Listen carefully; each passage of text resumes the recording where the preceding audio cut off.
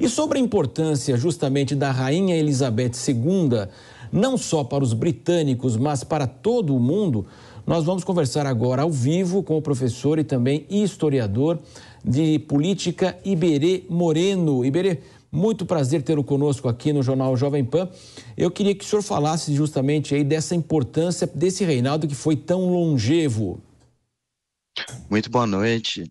Eu acredito que é sempre importante a gente começar pensando um pouco sobre qual é o papel dessa figura, né, dentro do sistema político, né?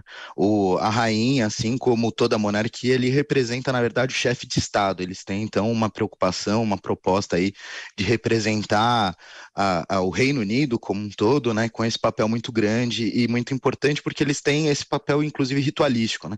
Estava assistindo agora mais cedo os discursos, né, os processos do rei Carlos III, e é muito interessante como é todo um ritual burocrático mesmo, né? Isso é para mostrar a importância e a legitimidade desse Estado. Apesar da gente não ter um papel dentro do jogo de articulação da política cotidiana, a coroa ainda tem muito esse papel enquanto representação de Estado. Por isso que todos os chefes de Estado estão se movendo, né, para Londres para prestar suas condolências e para participar desse momento. E sem dúvida, depois de 70 anos representando um império como é o Império Britânico, sem dúvida há uma relevância histórica, inclusive, mas principalmente simbólica da rainha ao longo desses 70 anos. Estamos recebendo o professor de História Política Iberê Moreno. Agora a pergunta de Fabiana Barroso. Iberê, boa noite, prazer tê-lo aqui conosco. Eu queria aproveitar esse gancho que você falou de poder e esse simbolismo todo. Eu também estava acompanhando mais cedo e a gente vê que é carregado de simbolismo.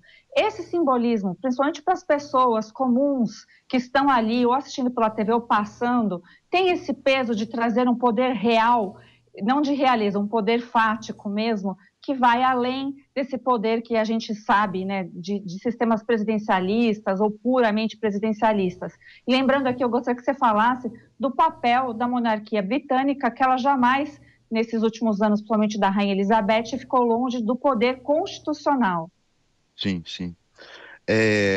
Muito obrigado pela pergunta. É interessante sempre a gente, né, pensar que o sistema de poder ele é sempre legitimado por uma série de rituais, né? Eu gosto de brincar com os meus alunos que o poder é a capacidade de fazer com que o outro faça aquilo que você quer.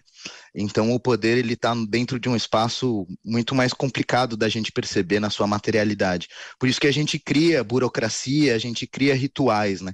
Talvez eu divirja um pouco na leitura da divergência entre os sistemas democráticos e monarquistas, porque no fundo são métodos de você legitimar o poder, né? Num sistema democrático você legitima o poder através do voto.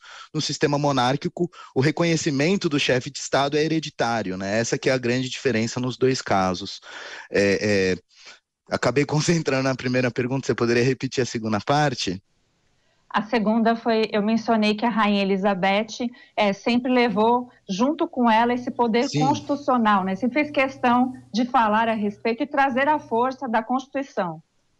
É porque é muito importante perceber como a coroa ganhou um papel simbólico para o Estado, né? Ela tem uma função de atrair turismo, ela tem uma função muito mais de ser uma atração do mundo àquele lugar, né, do que efetivamente um papel de poder concreto no cotidiano das pessoas, né?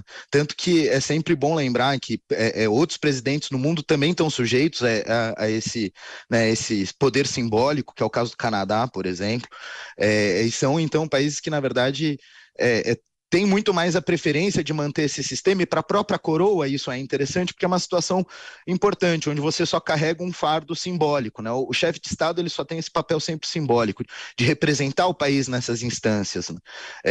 Tanto que, por isso que durante muitos anos a gente teve no Brasil um Itamaraty muito forte, muito representativo, porque a presidência acumula, né, essas duas funções, de chefe de Estado e de chefe de governo, enquanto lá não tem essa junção, né? Há essa separação, mas isso acaba tendo, como repetir aqui algumas vezes, essa questão de representação, né, de papel cultural, tanto que o papel da monarquia ali, inclusive com essa ideia de manutenção de tradições, de conservadorismo mesmo, né, do papel e das tradições britânicas é a principal função, né, o principal papel, né. Iberê, a gente tem aquela expressão famosa, né? Tá mandando que nem a rainha da Inglaterra, né? Se fala muito popularmente. Quer dizer, não reflete aí a realidade da influência de Elizabeth em relação aí toda a geopolítica mundial mesmo nesses últimos anos? Olha, ela teve sempre uma função de mediadora, né, em muitos momentos. Eu até gostaria de ressaltar, né, toda a questão da Diana, que teve um papel muito importante em ações sociais, que tentou moldar isso e que, sem dúvida, moldou os filhos, né, o modo como eles foram criados. Isso tem vários documentários e filmes e relatos que falam sobre muito da preocupação dela com a saúde mental dos filhos, exatamente porque a coroa acabou ganhando esse papel, né, de apoio, de mediação, de pacificação, né. Os filhos mesmo têm uma postura completamente diferente de outros membros de linhagens dinásticas, e isso não afeta a continuidade dessa estrutura monárquica, né? Mas ganha um outro papel, mostra que eles são muito mais embaixadores desses valores, embaixadores dessas preocupações britânicas, no sentido moral mesmo da coisa, do que algum papel ou poder efetivo. Claro, em última instância, né, ainda existe dentro da própria Constituição o recurso, né, de quem manda é a coroa, né, tanto que a primeira-ministra foi reconhecida pela rainha, isso faz parte do processo, mas é por uma necessidade, uma vontade, um interesse político, econômico e da sociedade como um todo, raramente há algum conflito, mas no papel a coroa pode sim deslegitimar esse processo. Claro, não é do interessante, porque isso não é do interesse, né, da coroa, porque isso vai deslegitimar a própria coroa. É um acordo fino entre as duas partes, né? É uma elite política junto com a coroa que faz esse acordo e essa combinação para chegar nessa condição. Então, esse acordo não vai se romper tão fácil. Claro, imagino que provavelmente com os príncipes isso comece a mudar mais do que com o Carlos III, essa imagem da coroa, essa proposta do que é a coroa britânica, mas não acho que isso vai, né, ser um processo rápido. A gente está falando de estruturas políticas muito longevas, muito antigas e que justamente se baseiam na ideia da tradição, né, desse conservadorismo e dessa tradição. Fabiana? Inclusive, eu acho importante, gostaria até de perguntar o papel que acabou a Rainha Elizabeth deixando isso mais sólido, a separação da igreja, né, que ela também é chefe da igreja, e a dissociação, então, do Estado. Então, lá, quando a gente vê toda essa tradição, inclusive em catedrais, em igrejas, etc., a gente vê bastante essa separação, porque ela acaba sendo essa representação. O que você acha desse poder também transferido para a igreja, se isso é benéfico aí, se dá para a gente fazer alguma avaliação? Olha, no momento que houve a reforma protestante, perdão, a gripe aqui das mudanças de tempo, quando houve a reforma protestante, a Inglaterra optou por um sistema que então resolvia, né, dava uma solução para essa questão entre o Estado e a questão religiosa, passando esse chefe religioso para o mesmo papel desse chefe de Estado, né? Tanto que até hoje, mesmo aqui no Brasil, as igrejas anglicanas falam Deus salve a rainha, né?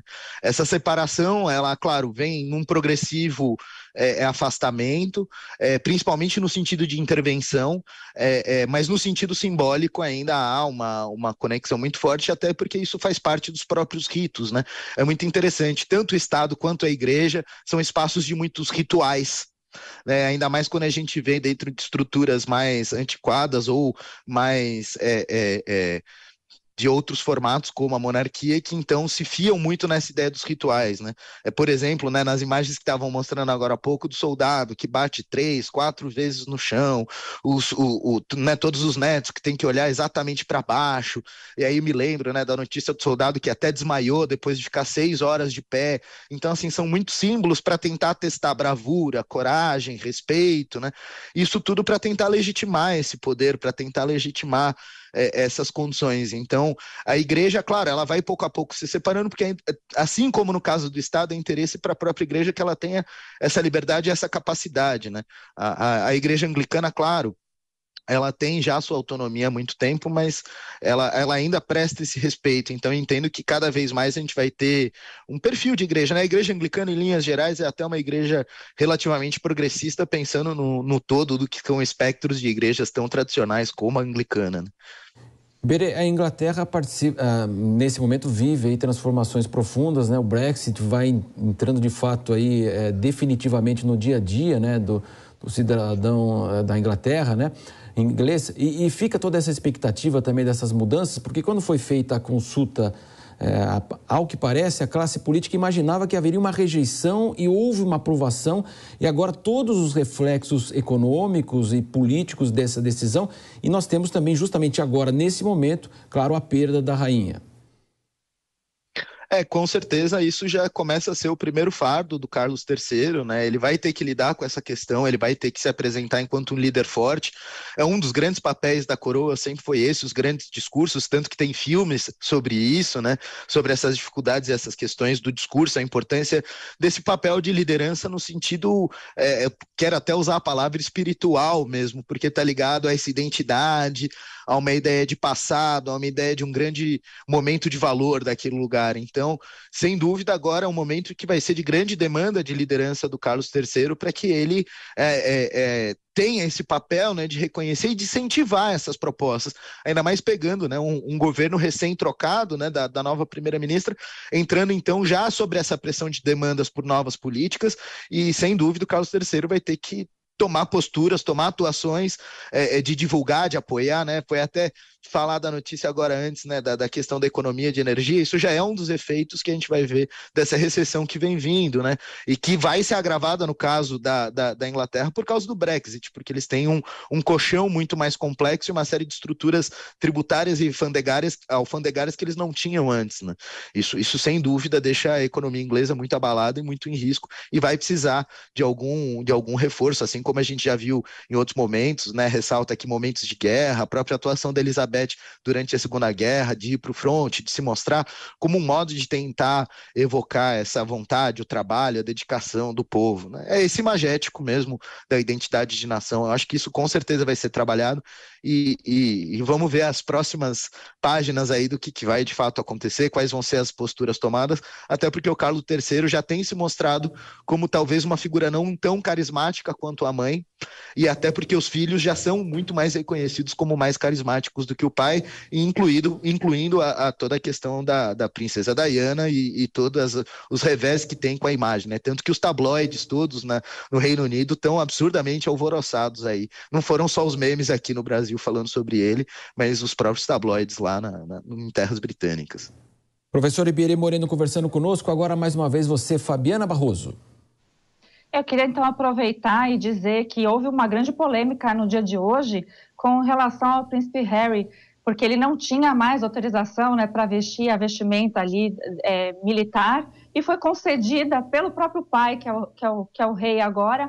Como é que você vê se existe realmente então um indício de que o rei Carlos III será um rei então um pouco mais fácil de lidar em relação às tradições, porque foi retirado ali todos os títulos do príncipe? Ele mesmo é uma figura que anda na corda bamba, né? Por causa da sua companheira e de tudo que levou a essa situação, né? O próprio casamento com a Diana já tinha sido algo muito chocante para a coroa, já tinha sido algo que levou a incômodo, né, dos mais tradicionalistas.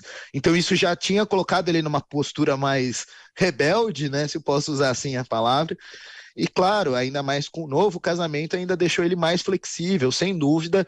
Ele não tem muito como ser aquele que mais defenda, que mais siga a risca esses processos, até porque ali tem um pouco uma questão discursiva, né, dele estar fardado, muito mais importante do que essa determinação de poder ou não poder mais. E no fundo ele não deixou de ser um militar, né? Ele não perdeu a sua patente militar, ele perdeu as suas titulações, ele não deixou de ter as suas participações, as suas atuações militares, né? A gente não tem como tirar isso dele, mas sim os títulos nobres, claro, né?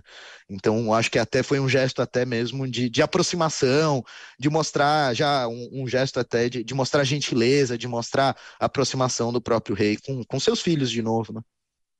Para a gente fechar, né? Claro que nós brasileiros não estamos acostumados a funerais desse tamanho, né? De 2 semanas e tal. Queria que o senhor falasse também desse simbolismo também. Por que demora todo esse tempo mesmo? Claro, a gente tem que voltar um pouco para o grande momento, né, que a gente construiu esse modelo político monárquico, que era um momento onde as distâncias eram muito grandes, então tem toda essa questão de se demorar muito para garantir que todas as pessoas possam fazer o seu gesto, né? Quando a gente observa o papel dessa figura, né, de chefe de Estado dentro de uma construção política onde a gente ainda não tinha os modelos democráticos, era muito importante, então, que toda a liderança de outros estados pudesse estar lá, pudesse reconhecer que aquela pessoa faleceu e pudesse reconhecer quem vai ser, né, a próxima liderança. Então, é um modo de você garantir que todos possam fazer esse movimento. E mais do que isso, né, como eu falei dessa questão do papel de coesão social, do papel de integração social, até de identidade nacional, para a própria população inglesa, né, população britânica, poder se deslocar até lá e se mover, né? É muito curioso que mesmo a população sempre teve um carinho muito grande, um interesse muito grande por isso, então é muito comum que lá pessoas populares das mais diferentes camadas sociais, de fato, estejam se deslocando para visitar a rainha. Então é um período, inclusive, para que isso aconteça. Tem muito esse simbolismo e até para que aconteçam todos esses outros rituais, como os netos velando o corpo, os filhos e todas as outras lideranças e todos esses outros grupos políticos representando, então, a legitimação desse momento de passagem de poder, né? Assim como dentro dos regimes democráticos, o representante de Estado passa a faixa, né? Pensando aqui no caso do Brasil, né? Ele passa a faixa de um para o outro, ali é um pouco o próprio respeitar o funeral e reconhecer esse próximo líder. Então o funeral ele tem esse papel também de processo de transição política, né? Não só enquanto um funeral de uma figura pública. Professor Iberê Moreno conversando conosco. Professor, muito obrigado pela sua participação aqui no Jornal Jovem Pan. Só tenho muito a agradecer ao convite e desejar a todos um bom final de semana.